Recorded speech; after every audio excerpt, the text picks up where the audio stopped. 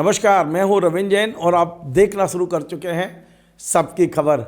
बालाघाट में एक सामाजिक कार्यकर्ता हैं जितेंद्र लेल्हारे। इन्हें लोग राजा लेल्हारे के नाम से भी जानते हैं।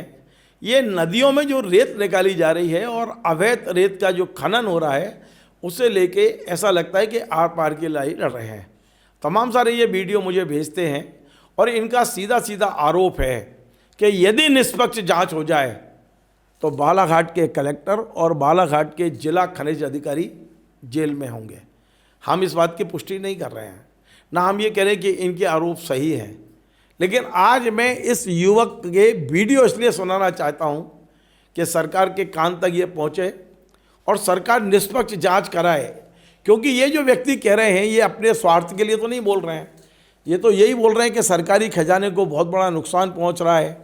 मतलब 10% रॉयल्टी नहीं आ रही है, 90% रॉयल्टी चोरी हो रही है। यदि समाज का कोई भी व्यक्ति सरकार को जगाने का काम करता है, सरकार के खजाने को भरने का काम करता है, सरकार में हो रही चोरी को रोकने का प्रयास करता है, मुझे लगता है कि हर व्यक्ति को हमें नेगेटिव नहीं देखना चाहिए या विरोधी नहीं मानना चाहिए। जिला प्रशासन, कलेक्टर साहब, खनिज अधिकारी सभी को मिलकर प्रयास करना चाहिए कि वाकई में यदि खनिज की चोरी हो रही है, रेत की चोरी हो रही है, सरकारी खजाने को नुकसान हो रहा है, तो कहाँ क्या दिक्कत है वो पूरा बैठ के करना चाहिए। मैं तो कहता हूँ कि यदि ये कार्यकर्ता लगातार, मतलब आप कह सकते हो पागलपन की सीमा तक जाकर अपनी जान को आफत में डालकर ये लगातार सरकार को जगाने का काम कर रहा है, तो एक बार कलेक्टर साहब को बैठ के इससे बात करना चाहिए और ये बात सार्वजनिक हो, मीडिया के सामने हो। इनके पास जो सबूत हैं वो लेना चाहिए और वास्तव में यदि ये अच्छा कह रहे हैं, सरकार खजाने भरने की बात कर रहे हैं, तो प्रशासन को एक बार ज़रूर प्रयास करना चाहिए। क्योंकि मैं लंबे समय से ये जो राजा लेल्हारे जी हैं इनके वीडियो लगातार मुझ पर आते हैं। आज मैं इनका कुछ वीडियो आपको दिखाऊँगा और ज़रूर मैं प्रशासन से उम्मीद करूँगा कि इन्हें बुला के बात जरूर की जाए। देखिए ज़रा वीडियो। साथियों नमस्कार। साथियों, मध्य प्रदेश के बालाघाट जिले में किस तरह से हजारों करोड़ रुपए का रेत का घोटाला किया गया है और कलेक्टर और खनिज अधिकारी को सबूतों के साथ इसकी जानकारी देने के बाद भी लगातार वो घोटाला जारी है और उस पर रोक नहीं लगाया जा रहा है। और साथियों, घोटाला भी ऐसा कि आप सुनेंगे तो आपको हंसी आएगी कि इस तरह का भी घोटाला होता है। साथियों, इस मामले की अगर निष्पक्ष जांच हो जाती है, मैं एक बात आपको पूछना चाहता हूं, अगर कोई आपके घर की चोरी करे और कोई तीसरा व्यक्ति आपको बताए कि यह व्यक्ति आपके घर की चोरी कर रहा है, यह सबूत है, और सबूत देखने के बाद भी आप अपने घर की चोरी पर कोई प्रतिबंध नहीं लगा रहे हैं, उस पर कोई प्रतिक्रिया नहीं दे रहे हैं, इसका मतलब साफ है कि आप भी चोरों के साथ मिलकर अपने घर को लुटवा रहे हैं। कुछ इसी तरह का मामला बालाघाट के कलेक्टर और बालाघाट के खनिज अधिकारी कर रहे हैं। मैं लगातार बालाघाट के कलेक्टर को, बालाघाट खनिज अधिकारी को सबूतों के साथ शिकायत कर रहा हूं और जानकारी दे रहा हूं उनके व्हाट्सएप पर। उसके बाद भी वो चोरी प्रारंभ है। इसका मतलब साफ है कि बालाघाट के कलेक्टर मृणाल मीणा, बालाघाट के खनिज के अधिकारी फरहत जहां और बालाघाट का खनिज विभाग अपने ही सरकार की राजस्व की चोरी करा के अपने ही सरकार को चूना लगा रहे हैं। अब साथियों, ये घोटाला कैसे अजब और गजब तरीका का है मैं आपको दिखाना चाहता हूं। आपको हंसी आएगी घोटाला सुनकर। साथियों, मेरे हाथ में ये रॉयल्टी है, आप देख सकते हैं, और ये रॉयल्टी कटी है दिनांक 24/12/2025 को। और साथियों, ये रॉयल्टी कटी है जागपुर रेत घाट से, और जागपुर रेत घाट बालाघाट से महज 3 से 4 किलोमीटर दूरी पर है। अब इसमें हंसी वाली बात यह है साथियों कि जागपुर से बालाघाट की दूरी 3 से 4 किलोमीटर की है। इस रॉयल्टी में लिखा जा रहा है कि जागपुर से बालाघाट की दूरी 118 किलोमीटर 65 पॉइंट है, और इसमें समय दिया जा रहा है 5 घंटे 58 मिनट, लगभग 6 घंटे का। अब ये घोटाला कैसे करते मैं बताना चाहता हूं साथियों आपको। ये लोग सुबह एक ट्रैक्टर की रॉयल्टी काटते हैं 2000 रुपए की, जिसमें लगभग 500 से 600 रुपए मध्य प्रदेश सरकार को मिलता है। और एक रॉयल्टी काटने के बाद फिर दूसरी रॉयल्टी नहीं काटी जाती है। दिन भर इतने समय में लगभग 8 से 10 ट्रैक्टर रेत की चोरी की जाती है, और हर राउंड में ट्रैक्टर लोडिंग पर्ची, गेट पास टोकन 1500 रुपए की ये लोग काटते हैं। जिसमें सरकार को 1 रुपया नहीं मिलता और पूरा पैसा रेत चोरों के जेब में जाता है। ट्रैक्टर वाला तो ईमानदारी से पैसे दे रहा है, मगर यह पैसा चोरों के खाते में जा रहा है, चोरों के जेब में जा रहा है। अगर ये रॉयल्टी इसकी काटी जाती तो यह पैसा मध्य प्रदेश सरकार के खाते में जाता, मगर रॉयल्टी ना काट कर चोरों को जेब में पैसा डाला जा रहा है और ट्रैक्टर वालों को लूटा जा रहा है और बालाघाट जिले में रेत का घोटाला किया जा रहा है। साथियों, इसकी पूरी जानकारी बालाघाट कलेक्टर मृणाल मीणा को है, बालाघाट के खनिज अधिकारी फरहत जहां को है और अन्य जो खनिज अधिकारी उनको भी है। उसके बावजूद बालाघाट जिले में गेट पास टोकन कटना बंद नहीं हुई है और बदस्तूर घोटाला किया जा रहा है। बालाघाट कलेक्टर को मैंने 28 सितंबर को 1000, 1 नहीं 2 नहीं 100 नहीं 1000 गेट पास टोकन उनके व्हाट्सएप नंबर पे दी है। उसके बावजूद बालाघाट कलेक्टर के द्वारा इस पर कोई प्रतिबंध नहीं लगाया गया है और आज तक लगभग कई हजार करोड़ रुपए का घोटाला इस तरह से किया जा चुका है। और साथियों, इसकी जांच भी बड़ी आसान है। कुछ टेक्निकल पॉइंट है, मैं सार्वजनिक नहीं करना चाहूंगा। बड़ी आसानी से यह पकड़ा जाएंगे कि कितने राउंड इनने दिन भर में मारे। अगर इस मामले की निष्पक्ष जांच हो गई तो बालाघाट कलेक्टर और खनिज अधिकारी जेल में होंगे। इस तरह से लूटा जा रहा है, नदियों को खोखला किया जा रहा है और सरकार को केवल 1 रॉयल्टी का पैसा मिल रहा है और 10 ट्रैक्टर रेत फ्री में 10 रॉयल्टी की चोरी की जा रही है। इस तरह का ये अजब गजब तमाशा है साथियों। ये तो मैंने एक जागपुर बताया जो 3 से 4 किलोमीटर बालाघाट से है, जिसको 118 किलोमीटर लिखा जा रहा है।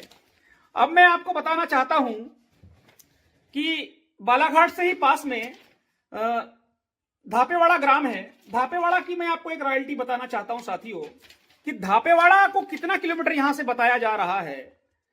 ये एक रॉयल्टी है मेरे पास में धापेवाड़ा की, और धापेवाड़ा की दूरी बालाघाट से महज 6 से 7 किलोमीटर की है।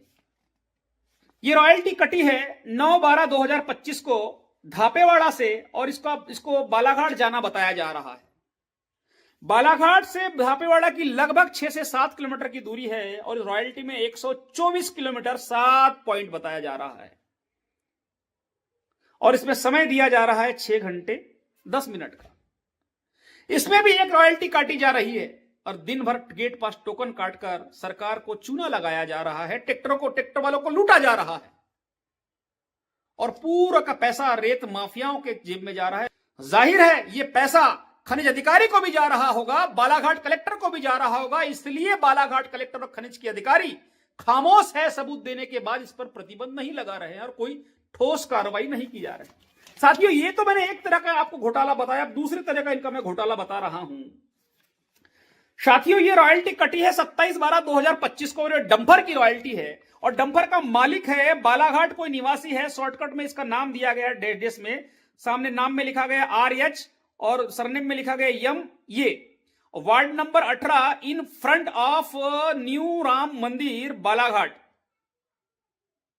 साथियों, रॉयल्टी कटी है 27/12/2025 को, यानी कल कटी है और ये रॉयल्टी कटी है भटेरा से। बालाघाट के भटेरा में 1 इंच 1 बूंद 1 मुट्ठी भी रेत का भंडारण नहीं है और ये वहां से रॉयल्टी कटना बताया जा रहा है साथियों। और रॉयल्टी काट के बीजापुर छत्तीसगढ़ जा रही है। छत्तीसगढ़ में तो ढेर सारी रेत है। बीजापुर छत्तीसगढ़ बताया जा रहा है कि ये रेत गई है, जबकि ये रेत जाकर उकुआ में, बालाघाट उकुआ में बेचा जा रहा है। इसमें समय दिया गया है साथियों 19 घंटे 41 मिनट का। अब इतने समय में लगभग एक रॉयल्टी काटकर ये डंपर 5 से 10 डंपर रेत की चोरी कर रहा है। लगातार सरकार के खजाने में 1 डंपर की रॉयल्टी गई और 5 से 7 डंपर रेत की चोरी हो गई। इसकी जांच बड़ी आसान है साथियों। ये भटेरा ग्राम में 1 बूंद रेत नहीं है। ये किस घाट से रेत ले जा रहे हैं इसका कोई अता पता नहीं है। मुझे जानकारी मिली कि धापेवाड़ा से ये चोरी की रेत ले जा रहे हैं और भटेरा की रॉयल्टी काट रहे हैं। इस तरह का घोटाला किया जा रहा है साथियों। और बालाघाट जिले के खनिज अधिकारी और बालाघाट जिले के कलेक्टर मौन हैं। मैं लगातार सबूतों के साथ शिकायत कर रहा हूं, जानकारी दे रहा हूं, मगर बालाघाट के कलेक्टर को नदियों के प्रति कोई संवेदनाएं नहीं है, बालाघाट की जनता के प्रति कोई संवेदनाएं नहीं है। एक तरफ जल जीवन मिशन की बात करके बोरी बंधान का वो कार्यक्रम चला रहे हैं, दूसरी तरफ जल को सुखाने का कार्य कर रहे हैं। जो लीगल तरीके से निकाला वो एक डंपर है, एक ट्रैक्टर है, और इलीगल तरीके से 10 ट्रैक्टर बेच डाला, 10 डंपर बेच डाला। इससे नदी बर्बाद हो रही है। मैं बालाघाट के कलेक्टर को लगातार बता रहा हूं कि कटंगी विधानसभा क्षेत्र के चंद्रकुआ में 1 किलोमीटर का लंबा पानी के अंदर रास्ता बनाया गया है। खनिज के अधिकारी फरहत जहां को बता रहा हूं, और नदियों की धार को मोड़कर नदियों का प्राकृतिक स्वरूप खराब किया गया है, नदिया का स्ट्रक्चर खराब करके वहां पुल पुलिया बनाया गया, मगर आज तक बालाघाट के कलेक्टर ने वो रास्ता नहीं तोड़ा है। कटंगी विधानसभा क्षेत्र में बोनकट्टा में पुल के नीचे से लोडर मशीनों से रेत की चोरी की जा रही है, कोडबी में रेत की चोरी की जा रही है, और पूरी नदी को तहस नहस कर डाला है। अगर ठीक से जांच हो जाए और नदियों का निरीक्षण अगर उच्च अधिकारियों के द्वारा किया जाए तो ये पूरे अधिकारी जेल में होंगे। पूरे जिले भर ऐसे ही तमाशा चल रहा है, तो गेट पास टोकन का और नदियों को बर्बाद करने का। सारे अवैध घाट लूटे जा रहे हैं पूरे जिले भर। बालाघाट कलेक्टर मौन है, बालाघाट की खनिज के अधिकारी मौन हैं। मुझे लगता है कि इनको नोटों की बड़ी बड़ी गड्डी मिल रही होगी, इसलिए ये खामोश है। अगर इनको नोटों की बड़ी बड़ी गड्डी नहीं मिल रही होती तो ये कार्रवाई करते।